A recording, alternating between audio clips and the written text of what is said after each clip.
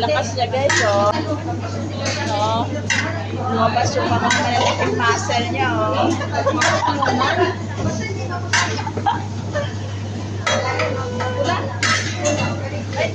Yan yung mga cook namin guys, oh. Itatapon nila yung karne.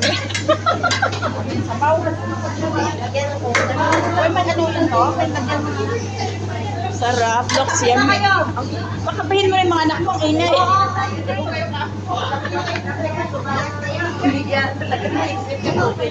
Ang dami ngayon.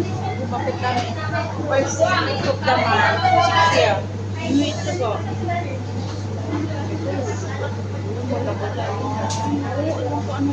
Pero Pinay naman.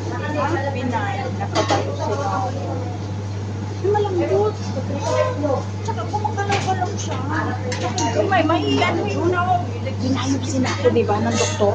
Sabi, so benign, hindi siya goiter, hindi siya lutol, hindi siya hypo, hindi siya hyper. Ay, ano lang yan, bakit natubo? Benign lang daw, tapos yung next year daw, sabi, wala daw yan, so yung next year. Sabi niya, maganda sana dito magpagamot. Tapos next year, i-ultrasound ulit nila kung lumaki. Kung lumaki, ibabiopsy ulit. Itutuko pa na ulit. Wala silang pumunta po nito, boy. Hindi siya masakit. Walang changes. Ay, wala namang daman. Halo yung halo.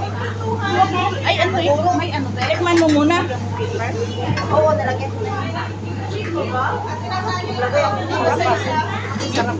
Sarap na. Pero dapat may ano. Lagyan niya ng cornstarch. Yan masarap. Ayaw.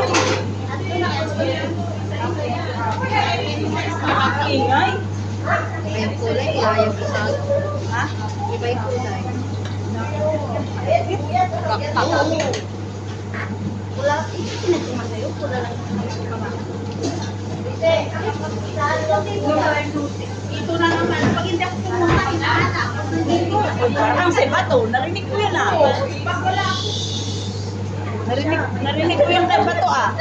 Hindi na ako inaanap niyo. Pag wala ako, pag nandito ako, sabihin mo, nandito ka. Pag wala ako, bakit wala ka? Ano ba?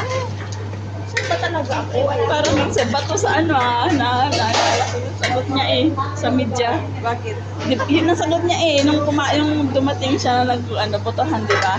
Sabi niya, pag wala ako, hinahanap niyo. Ngayon nandito ako, tanungin niyo ba't nandito ako? Uy, oh. Pero